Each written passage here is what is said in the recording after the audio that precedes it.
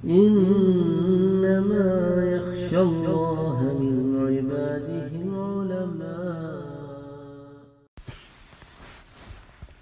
سن 5 ہجری کے واقعات میں ایک واقعہ خالد بن سفیان الحزلی کا ہے۔ اس واقعے کو کئی سیرت نگاروں نے سیرت النبی کی کتاب میں ذکر کیا ہے۔ یہ آپ کو البدایہ والنہایہ میں بھی مل جائے گی، جس کو حافظ ابن کثیر نے مرتب کیا ہے۔ اسی طرح اس کو امام بیہقی بھی اپنی کتاب الدلائل میں لے کر آئے ہیں، اور اسی طرح یہ آپ کو ضیاء النبی میں بھی مل جائے گا۔ دراصل معاملہ کچھ یوں ہوا کہ یہ جو شخص تھا نا، خالد ابن سفیان الحزلی، اس نے پروپیگنڈا شروع کیا کہ لوگوں کو جمع کرے کہ حضور اکرم صلی اللہ علیہ وآلہ وسلم اور مدینے پر حملہ کیا جائے تاکہ مدینے کو نقصان پہنچایا جائے۔ تو اس ضمن میں اس نے یہ پروپیگنڈا کرنا شروع کیا، جس کی خبر حضور اکرم صلی اللہ علیہ وآلہ وسلم کو ملی۔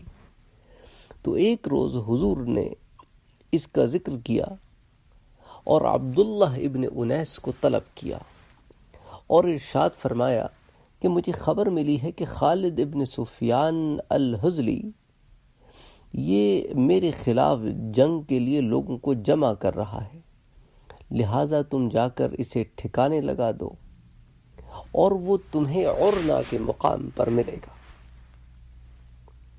تو حضرت عبداللہ بن انیس کہتے ہیں کہ میں اس کے بعد روانہ ہو گیا، اور حضور نے مجھے اس کی ایک نشانی بھی بتائی۔ حضور نے فرمایا کہ جب تم اس کو دیکھو گے تو تم اس کو مرض رعشہ میں مبتلا پاؤ گے، یعنی وہ لوگ جن کے ہاتھ ہلتے رہتے ہیں، ان کے ہاتھوں میں طاقت اور سکت نہیں ہوتی، تو وہ ہاتھ ان کے ہلتے رہتے ہیں۔ تو حضور اکرم صلی اللہ علیہ وآلہ وسلم نے اس کی یہ نشانی بھی بتائی۔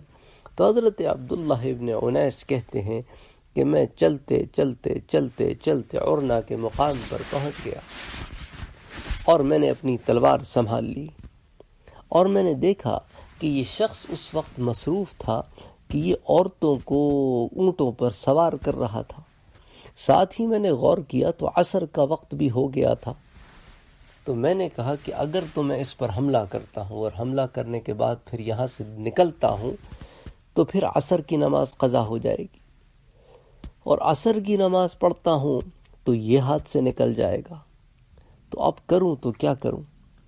تو کہنے لگے کہ میں اسی کش میں تھا کہ میرے ذہن میں یہ خیال آیا کہ میں دونوں کام کرنے کی کوشش کرتا ہوں۔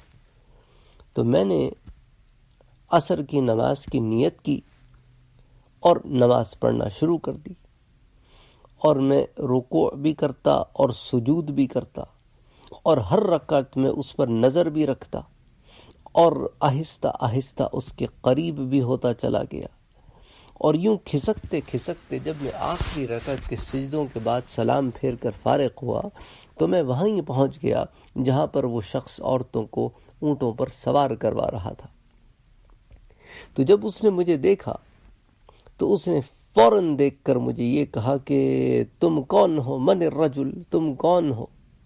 تو میں نے جواب دیا کہ میں ایک عربی ہوں، اور میں نے سنا ہے کہ تم مسلمانوں پر حملے کی تیاری کر رہے ہو، اور اسی سلسلے میں تمہاری خدمت میں حاضر ہوا ہوں، اور جس کام کے لیے آیا ہوں وہ کام بھی کرنا چاہتا ہوں۔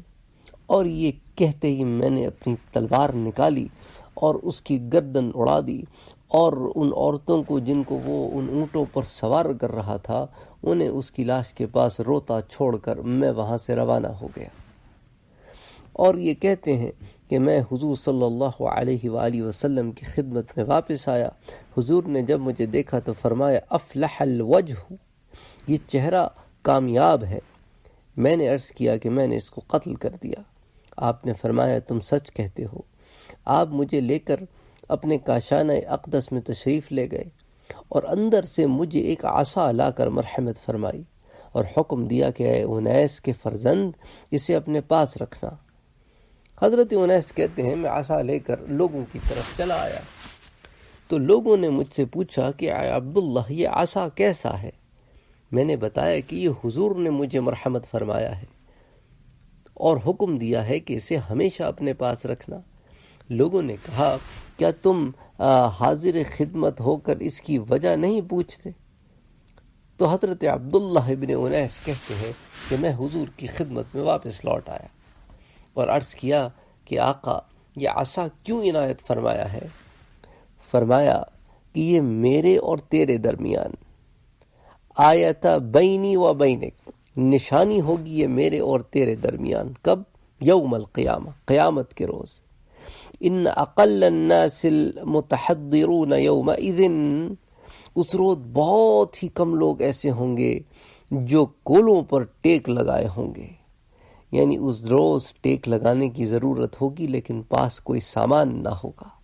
لیکن یہ عصا قیامت کے دن بھی تمہیں مرحمت فرمائی جائے گی کہ یہ تم اس پر ٹیک لگا پاؤ گے اور یہ ہمارے اور تمہارے درمیان بطور نشانی بھی ٹھہرے گی. تو حضرت عبداللہ نے عمر بھر اس عصا کو اپنے سے جدا نہ کیا، اور جب انتقال فرمایا تو وصیت کی کہ اسے میرے کفن اور جسم کے درمیان رکھ دینا، اور ایسا ہی کیا گیا ہے.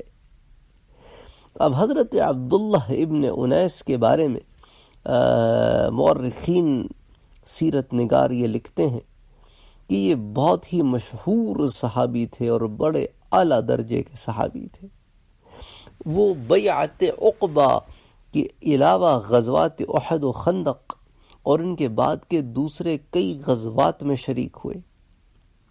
اور یہ بھی مشہور ہے کہ وہ شام میں قریباً 80 ہجری میں وفات پائی. یعنی 80 ہجری سے مراد حضور اکرم صلی اللہ علیہ وآلہ وسلم کے 70 سال کے بعد انہوں نے انتقال فرمایا. اور بعض روایات کے مطابق ان کا جو انتقال ہوا وہ 54 ہجری میں ہوا، یعنی حضور صلی اللہ علیہ وآلہ وسلم کے 44 ایئرز کے بعد.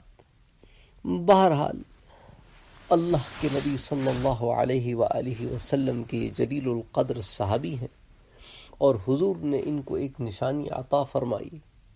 اور کمال ہے کہ یہ نشانی قیامت کے دن بھی ایک نشانی ٹھہرے گی، اور وہ ایسا مقام ہوگا کہ جہاں ٹیک لگانے کی جگہ نہ ہوگی اور کوئی چیز نہ ہوگی، لیکن یہ عصا اس دن بھی ان کو عنایت کی جائے گی کہ یہ اس پر ٹیک لگائے. سبحان اللہ، سبحان اللہ، سبحان اللہ. وفوق كل ذي علم